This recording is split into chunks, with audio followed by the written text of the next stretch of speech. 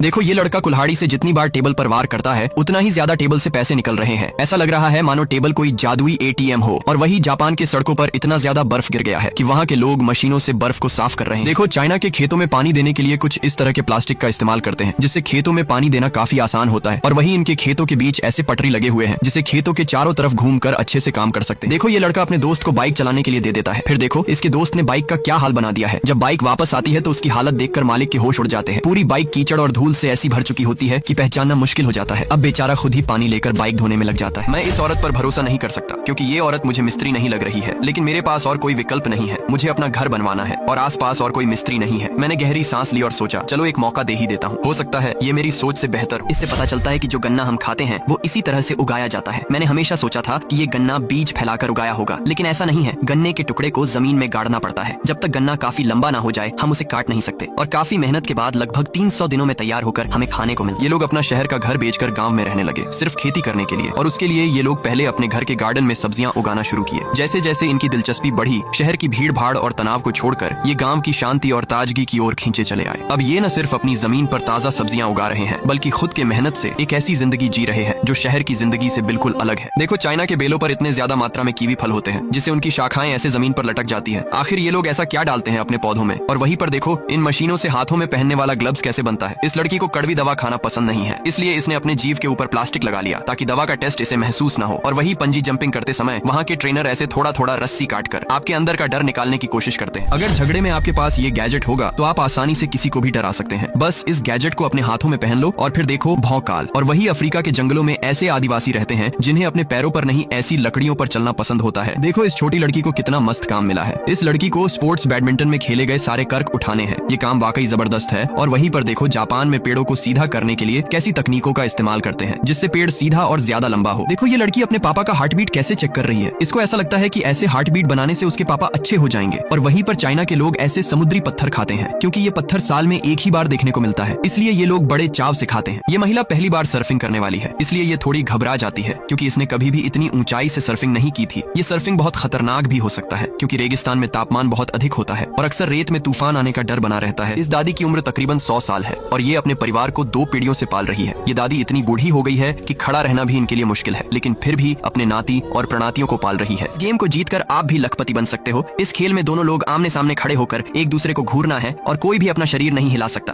इस आदमी ने लगातार 10-10 बार ये कारनामा कर चुका है और दूर दूर से लोग इसको हराने के लिए आते हैं और जिसने देर तक अपनी पलकें नहीं झपकाई वो ये गेम जीत लेगा।